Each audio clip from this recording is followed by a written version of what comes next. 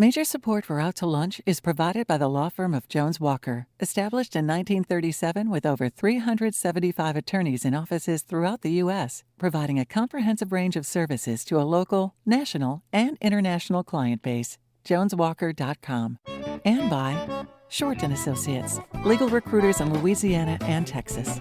And by Wyndham Garden Lafayette. From Chopsticks Restaurant in Lafayette, we're out to lunch with creative business consultant Aileen Bennett. It's business Acadiana style.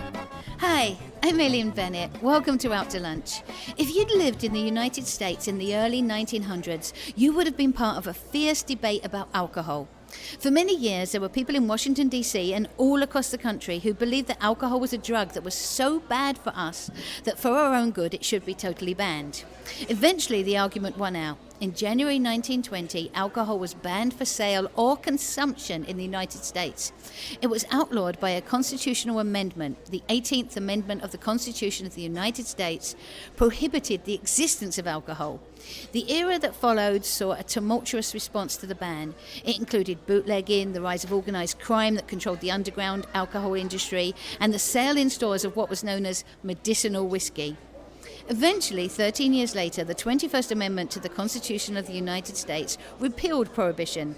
100 years from now, when someone is sitting behind a microphone somewhere recounting the history of cannabis and cannabis products in the United States, what do you think they'll say about where we are today on the timeline of events? To help answer that question and to tell us perhaps where we're going with the future of cannabis products like CBD, hemp and marijuana, I'm joined by two of Acadiana's leading exponents of cannabis products and of marijuana, Dr. Chad Rossiter and Travis DeYoung. Travis is probably the better known because he's been the focus of both media and law enforcement action for a good chunk of early 2019. Travis opened a storefront called Cajun Cannabis in the spot where Radio Shack used to be on Johnson Street.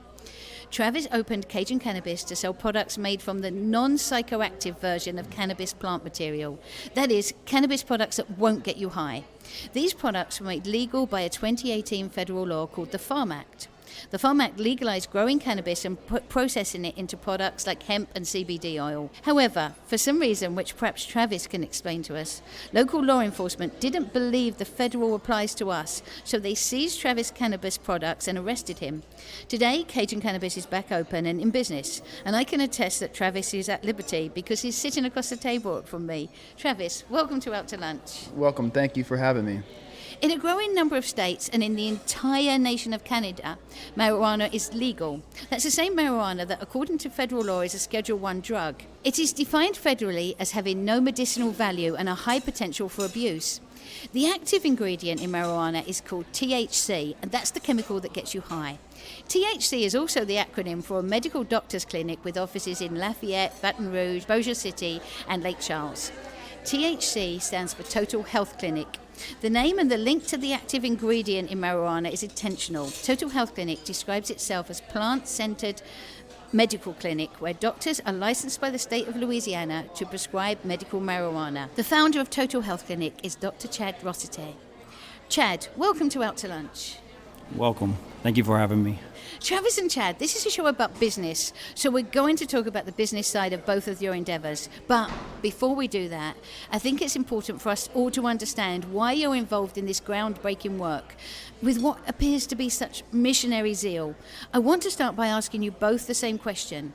What are the properties of marijuana and of cannabis-derived products that you believe in so strongly that you would go to jail for it, Travis, and that you would devote your entire medical training to it, Chad? What's the big deal here?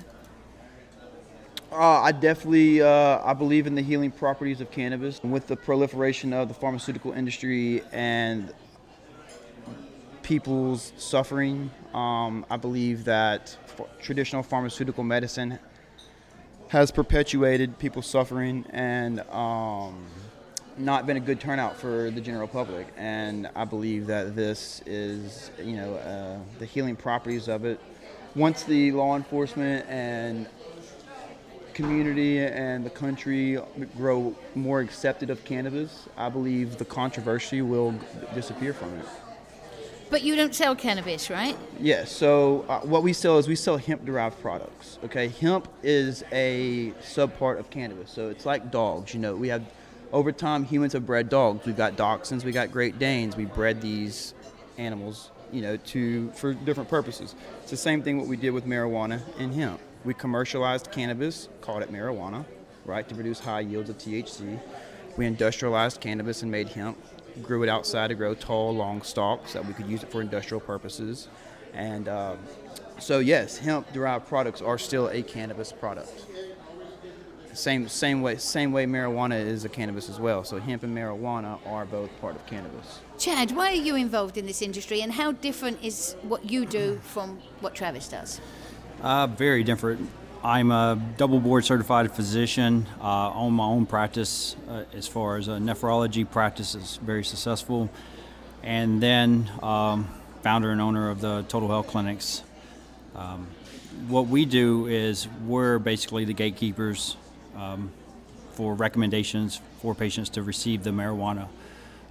Patients have to come through a physician, have a certified chronic debilitating condition that meets the qualifications according to the state of Louisiana, and then be certified by a physician who has underwent the process and got their certification through the state to become where they can recommend medical or medicinal marijuana to their patients. So you've been through a lot of training. 14 years worth of training total.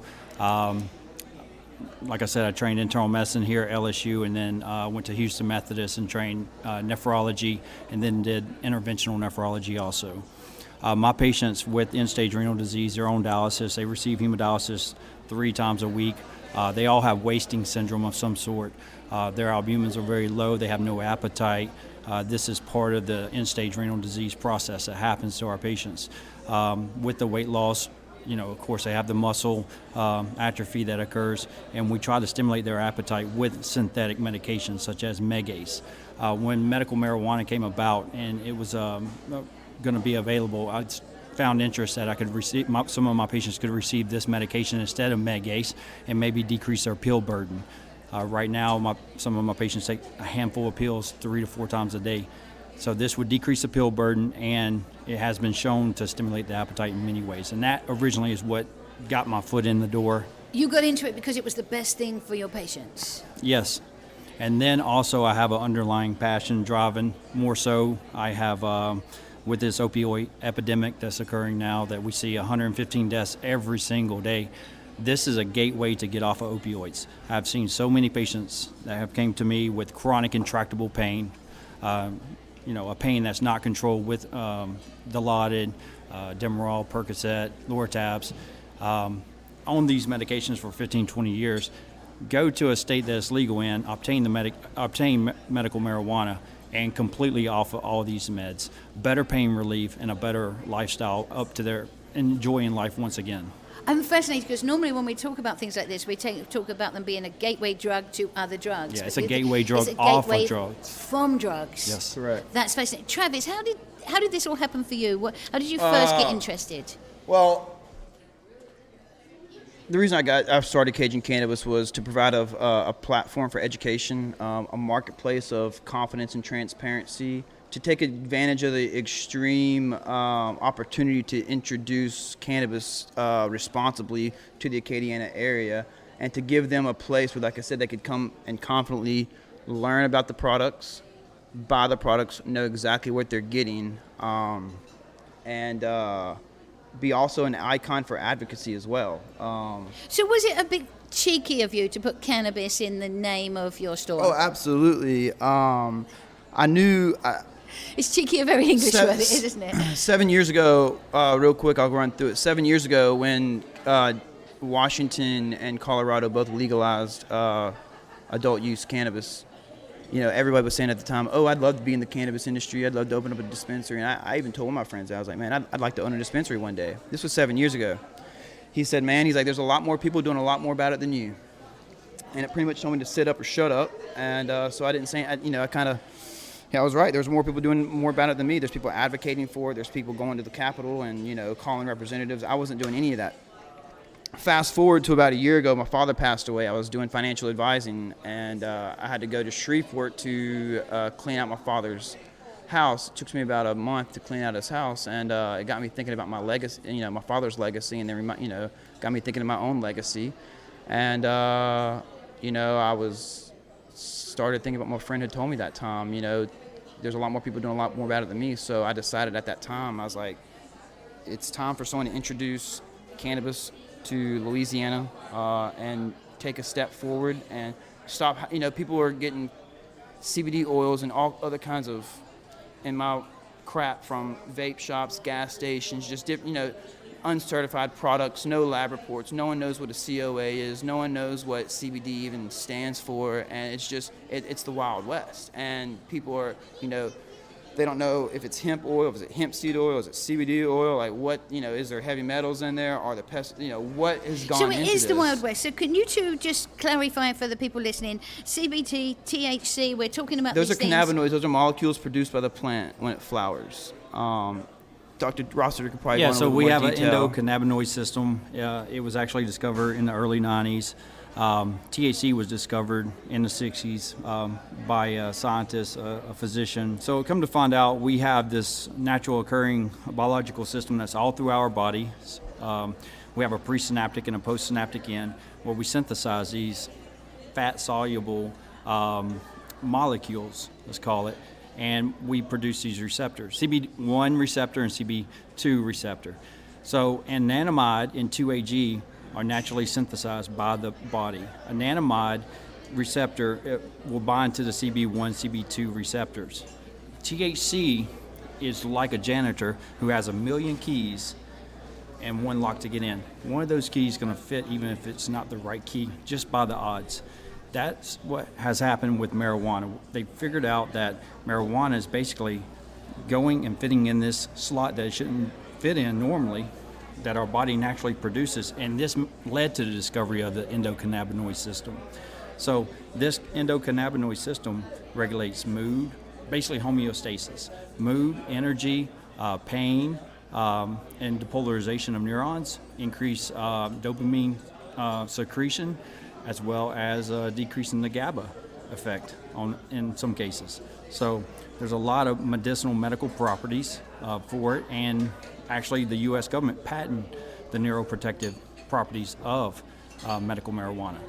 So do you think there are startling things to come as people research more and more into marijuana? Do you think it's going to produce results that we don't even expect now? Yes, I think so. I think there's a lot of potential here for getting into more research and figuring out what we don't currently know, interactions with other medications, other disease states that actually can benefit from its use, and getting the dose regulated in some cases. So where do you both, and forgive me because this is a complicated thing that we're trying to simplify. It's a complex and there's a lot to talk about. Where do you both stand legally? I'm presuming you're both completely legal in everything you do, so let's start there. But what are the legal implications in what you're both doing? How are you different? Well, from a medical standpoint, we are a doctor's office. Legally, we operate 100% by the law and just go above and beyond if we can in some cases. So I said earlier you prescribed marijuana, you recommend. Yeah, it's illegal to prescribe marijuana, from a physician to a patient.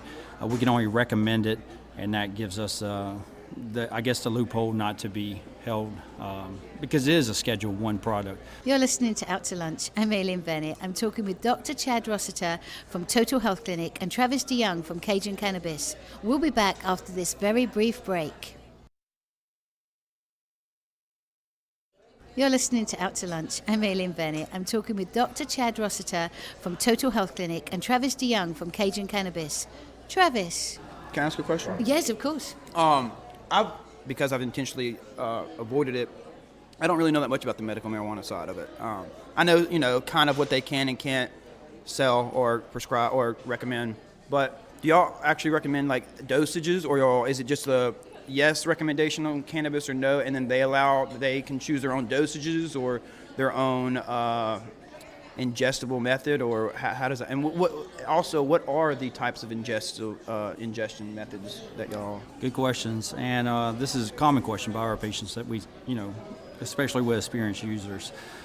First and foremost, it's going to be available at first as a tincture. Just got approved in the bill for it for the inhalation through a meter dose inhaler, so that's going to look just like an albuterol inhaler. that's going to be available. Usually those doses range from 2.5 milligrams up to a 10 milligram dose of THC.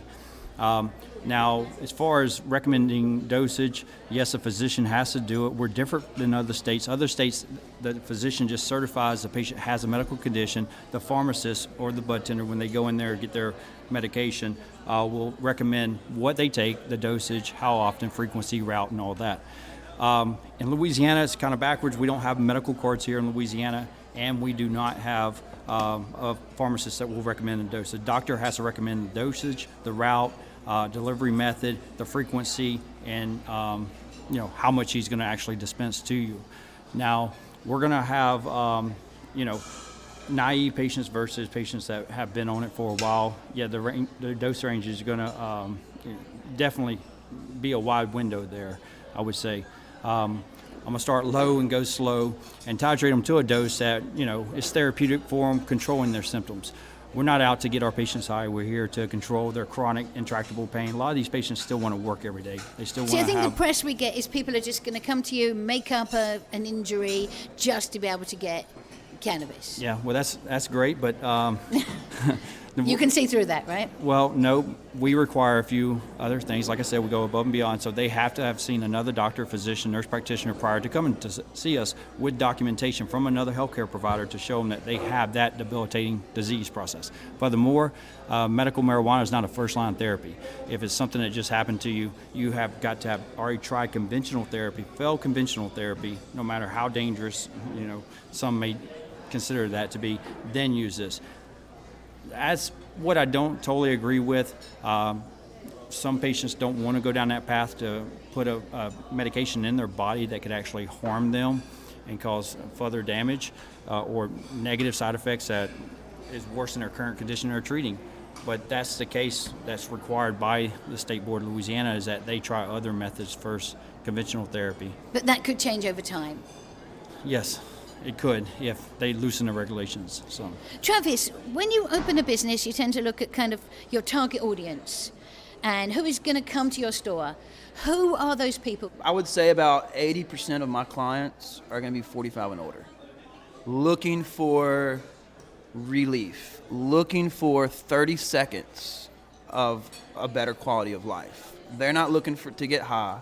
They're not looking to do anything illegal. They're not, they like Dr. Roster said, they're looking to go to work. They're looking to ease the pain without intoxication. They want the healing without the high. So both of you are in this brand new area. So a lot of your business, as well as selling and making a living, it's education. How are you getting that? Do you reach out on social media? How are you educating people so they know to come to you? So I have a large space. I actually have the largest cannabis retail store in Louisiana, and I take advantage of that. But I have a history of cannabis wall that I have stuff from the prohibition leading up to the documents that are changing, such as the Cole Memorandum and other stuff.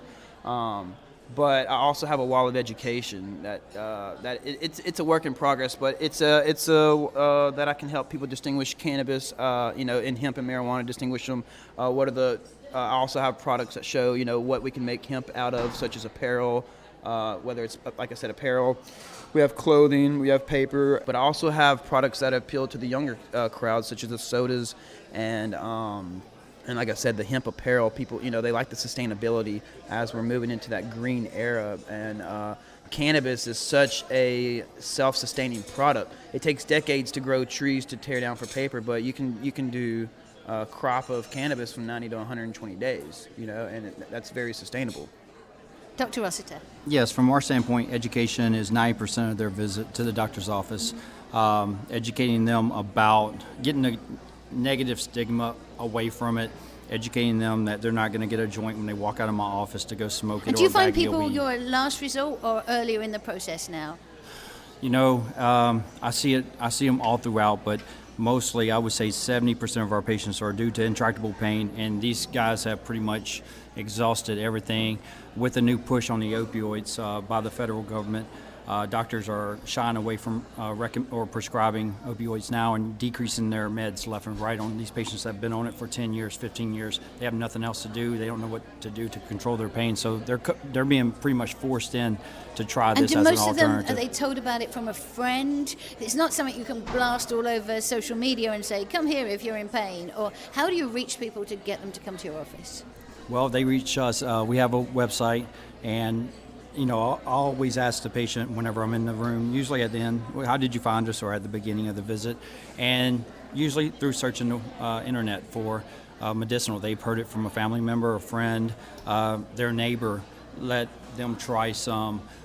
Their mother-in-law lives in California, and they went and visited and stopped by a recreational shop one time and found their pain was relieved with a gummy one. So you said they're not going to walk out with a joint. How is it processed? So you take the marijuana. Is it a gummy? Is it tablets? How do they take that? Yeah. So in Louisiana, it's legal for oral consumption as far as a tincture, edible form. They will not be putting it into gummy bears, but they will put it into an edible form, capsule, tablet, as well as topicals, suppository, and now with the new bill passing, inhalation through a meter dose inhaler.